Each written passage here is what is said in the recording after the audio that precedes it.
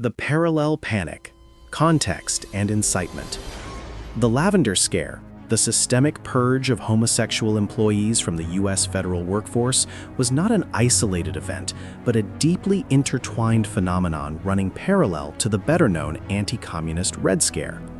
This period, spanning the late 1940s through the 1960s, represents a profound moment in American history where state power was weaponized to enforce strict social conformity under the guise of national security. The post-war psychological landscape. Following the victory of World War II, the United States was gripped by a paradox: global supremacy coexisting with deep internal fear. The anxiety stemmed from the specter of nuclear war, the ideological rivalry with the Soviet Union, and rapid shifts in social norms that challenged the status quo. The fear of the enemy within. The ideological nature of the Cold War fostered an intense preoccupation with internal subversion. Americans were trained to suspect their neighbors and colleagues. This atmosphere demanded absolute, unquestioning loyalty. The search for the enemy within, the communist spy, easily expanded to encompass the morally deviant citizen, anyone who deviated from the newly rigid definition of an ideal American. The cult of conformity. To counteract the perceived moral decay of communism, the government and mainstream media aggressively promoted a staunchly heterosexual patriarchal family unit as the symbol of American stability and resistance. Deviation from this norm, particularly homosexuality, was therefore implicitly positioned as un-American, a form of moral decay that made the nation psychologically vulnerable. The quest for stability. Having experienced global upheaval, many Americans embraced an increased focus on rigid social order. This psychological need for stability was ruthlessly exploited by politicians who framed issues of sexuality and morality as critical components of national defense. The Red Scare as rhetoric and political cover. The primary political engine driving the panic was McCarthyism and the anti-communist Red Scare. This campaign provided the necessary political cover and pre-existing bureaucratic tools to launch the Lavender Scare. McCarthy's expanding targets. While Senator Joseph McCarthy's initial claims targeted supposed communist infiltrators in the State Department, his rhetoric quickly broadened. He and his allies understood that the public's fear of communism could be amplified by linking it to other deeply stigmatized groups.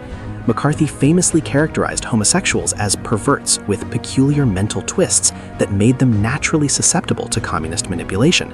The blurring of lines.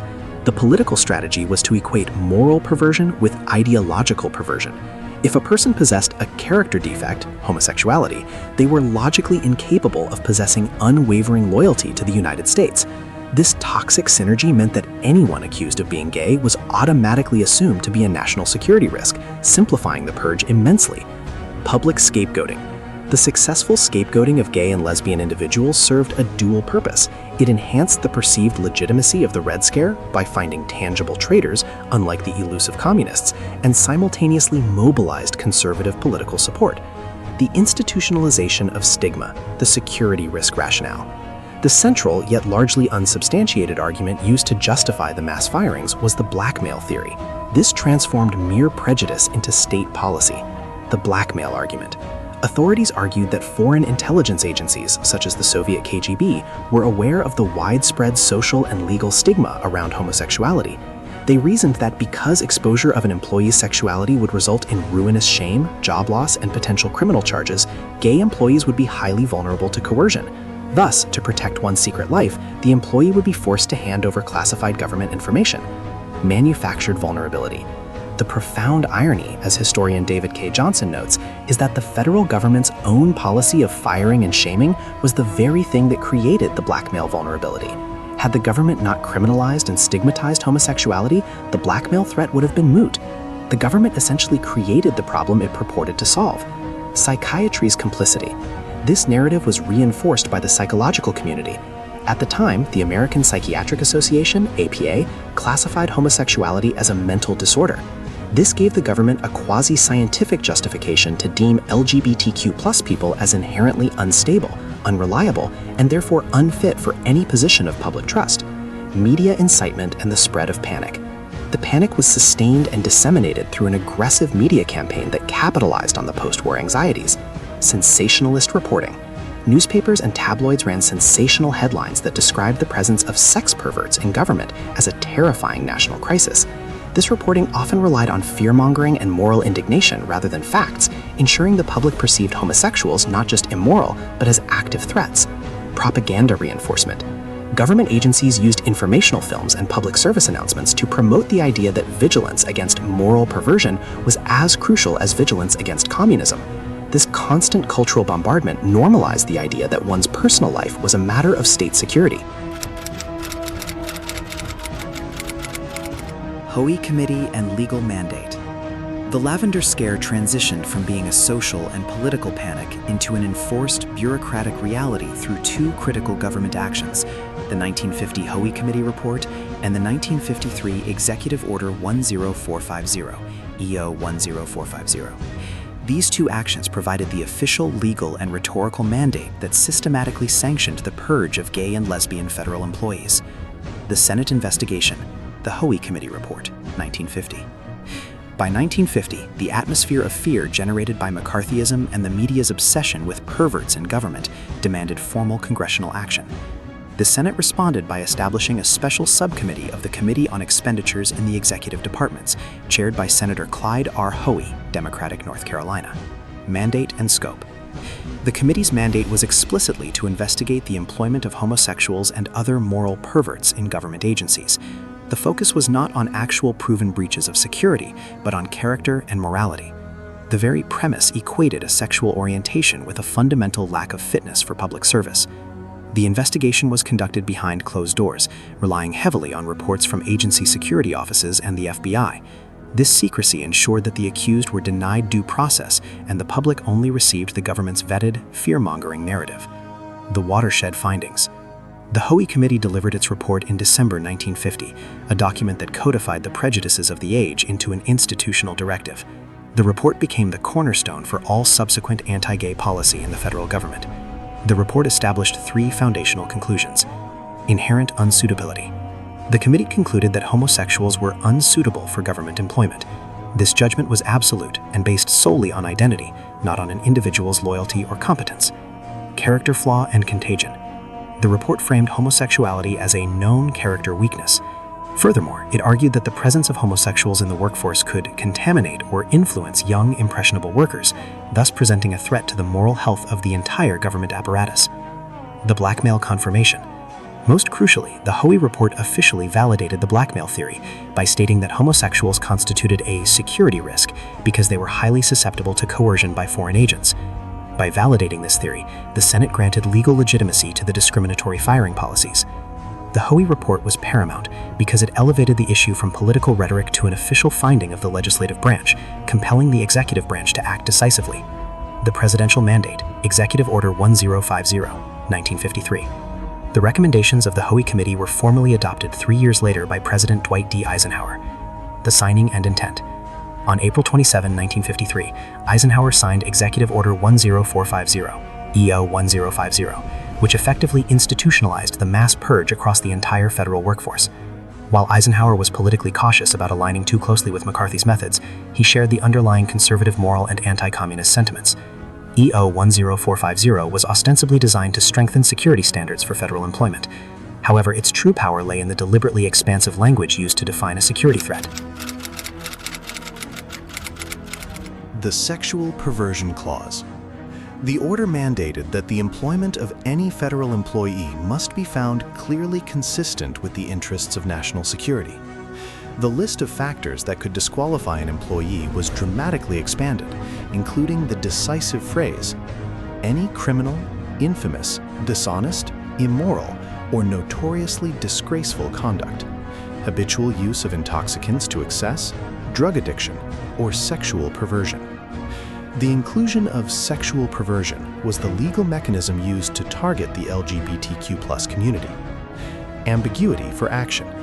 By using the medically and socially loaded terms sexual perversion, the order avoided explicitly naming homosexuality, but allowed agencies like the Civil Service Commission, CSC, and the FBI to apply the rule consistently and ruthlessly to gay and lesbian individuals. Equating identity with vice. Placing sexual perversion alongside criminal and drug addiction instantly equated a sexual orientation with moral and behavioral pathology. This codified the belief that homosexual identity was intrinsically disqualifying. Broad application. EO 10450 applied to all federal jobs, regardless of whether the position involved handling classified documents. This emphasized that the Purge was not genuinely about security, but about enforcing moral conformity throughout the government workplace. The administrative machinery of the Purge. With EO 10450, the Civil Service Commission, CSC, became the primary executioner of the Lavender Scare. The CSC enforced security standards that resulted in 2 outcomes for accused employees: firing for unsuitability. Employees could be fired for moral unsuitability under the new rules. Forced resignation. Many more employees were never officially fired, but were coerced into voluntarily resigning after facing intrusive investigations and the threat of public exposure. The formal institutionalization through the Hoey Report and EO 10450 was the point of no return. It provided the permanent bureaucratic infrastructure that sustained the Purge long after McCarthy's political star faded, cementing state-sanctioned homophobia as a feature of American governance for decades. Career and economic ruin, the blacklist effect. For those who lost their federal positions, the consequences were economically devastating and often irreversible. Blacklisting and unemployability. Fired or forced to resign employees were effectively blacklisted. The files containing charges of unsuitability followed them, making it nearly impossible to secure comparable employment in the private sector, particularly in defense, education, or other sensitive fields requiring background checks. Loss of stability. The loss of federal employment also meant the immediate forfeiture of pensions and long-term benefits. For many, a career in the civil service represented the promise of stable middle-class security, a promise that was instantly and permanently rescinded by a single discriminatory charge. The unspoken stigma. Because the dismissal charges were often vague, ranging from immoral conduct to unsuitability, the resulting professional stigma was profound and difficult to combat. Employers and communities often assumed the worst, rendering the victims professionally and socially radioactive. The mental health crisis and tragic outcomes. The psychological toll of the Purge stands as its most tragic legacy. Severe psychological trauma. Victims suffered from acute psychological distress, including severe depression, chronic anxiety, paranoia, and a profound sense of betrayal by their own government. The constant necessity of extreme secrecy further exacerbated their emotional isolation. Suicide and premature death. Historical evidence confirms that the trauma and shame associated with the investigations and firings led to a significant number of suicides among the targeted employees. The public disgrace, coupled with the sudden destruction of their financial and social standing, proved an unbearable burden for many. Gendered and racial disparities. The persecution, while universal in its homophobia, was applied differently based on gender.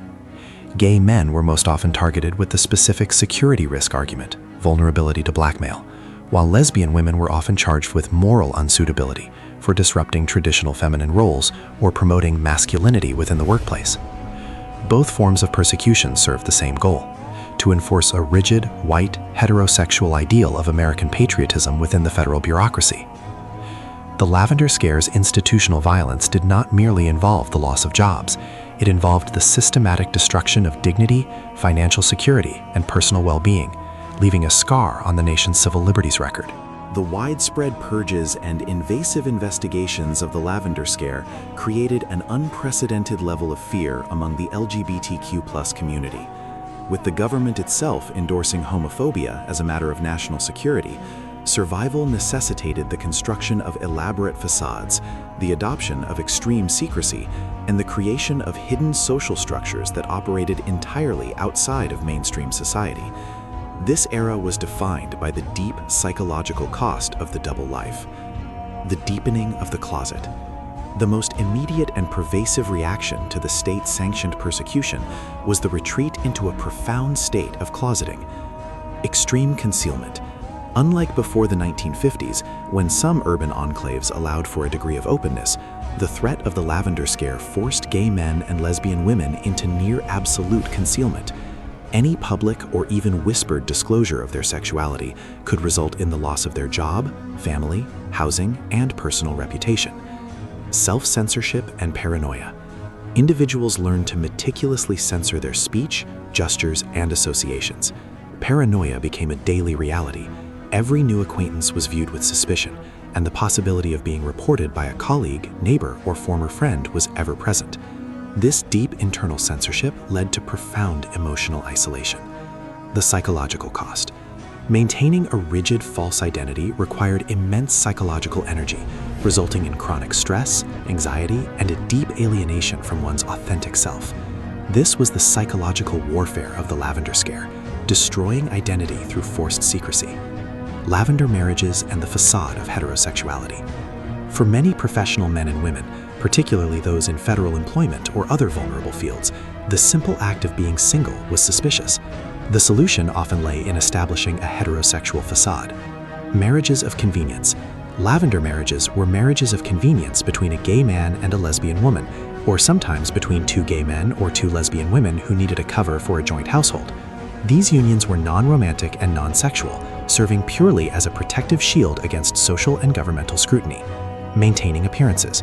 This arrangement allowed the couple to appear conventionally married, thus satisfying social expectations, silencing suspicious colleagues, and passing security background checks. The complexity of dual lives. While providing security, these marriages created immense personal complexity, requiring both individuals to uphold the deception not only for society, but often for their own extended families. These unions underscore the drastic measures individuals had to take to achieve a semblance of a normal life. The underground community and clandestine spaces. Despite the danger, the need for community and emotional connection ensured that an underground LGBTQ+ social structure persisted, though always on the periphery of legality. Secret social networks. Socializing moved from semi-public spaces to heavily regulated clandestine locations, private house parties, secluded urban parks, or specific, often nondescript bars that operated on the edge of the law. The role of the gay bar. Gay bars, while dangerous and frequently raided by police, served as crucial community hubs. They were places where individuals could drop their guard, find companionship, and disseminate information. The threat of a police raid was a constant, terrifying reality, with arrests leading to public shaming and job loss. Code and language. The community developed elaborate coded language and nonverbal signals to identify each other safely in public spaces, a complex cultural defense mechanism against surveillance. State-sanctioned criminalization and harassment. The threat to the LGBTQ+ community was not only administrative, the CSC, but also criminal, local police departments. Anti-vice squads and raids. Local police departments across the country, often motivated by the same moral panic promoted by the federal government, aggressively enforced anti-sodomy laws and vagrancy ordinances.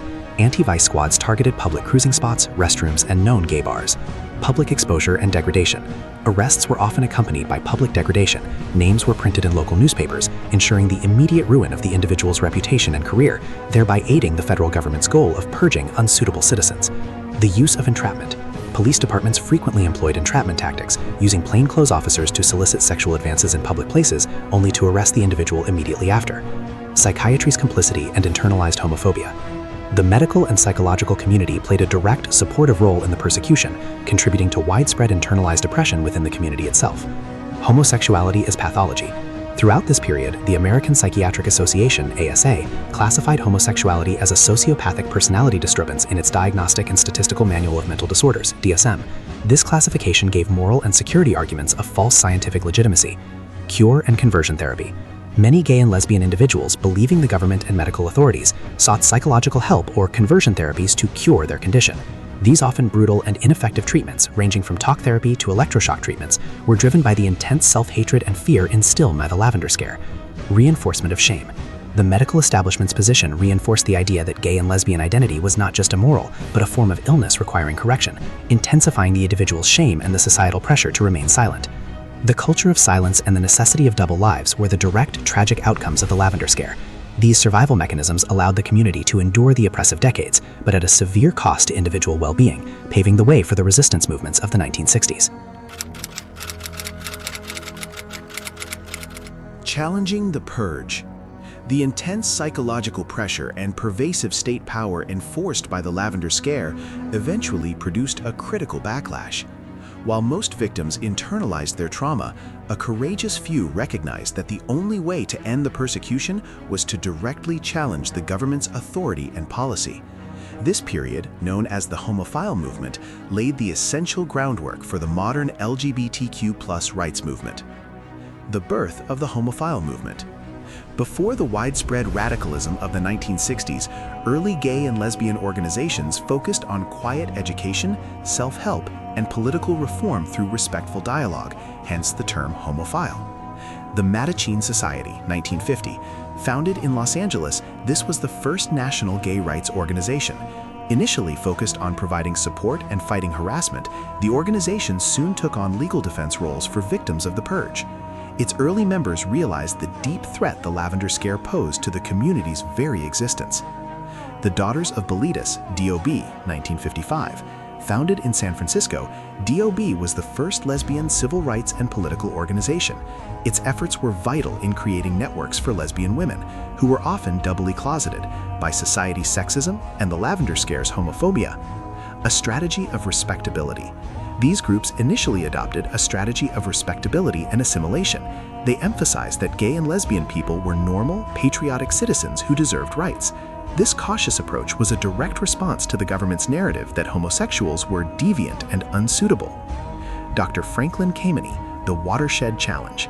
The pivotal figure in transforming the homophile movement into a civil rights struggle was Dr. Frank Kameny. The incident: in 1957, Kameny, a brilliant astronomer, was fired from his position with the Army Map Service simply because he was gay. Unlike thousands of others, Kameny refused to resign quietly or accept the administrative decision. The legal fight. Kameny pursued his appeal through the Civil Service Commission, CSC, and the federal courts, ultimately petitioning the Supreme Court of the United States in 1961. Though the Supreme Court refused to hear his case, his detailed legal briefs, written largely by himself, were revolutionary. A radical shift in argument. Kameny's core innovation was the outright rejection of the government's security and morality arguments. He was the first to openly and consistently articulate that discrimination based on sexual orientation was fundamentally unconstitutional, akin to racial or religious discrimination. His slogan was succinct and revolutionary: "Gay is good," framing gay rights as a civil right. Kameny's strategic shift in rhetoric was perhaps the single most important intellectual contribution to ending the Lavender Scare. Challenging the premise, Kameny argued directly against the blackmail theory, stating that the only reason gay employees were vulnerable was because the government itself persecuted them. He asserted that the government was creating the very security risk it claimed to be fighting. The 14th Amendment. Kameny grounded his arguments in the 14th Amendment, demanding equal protection under the law.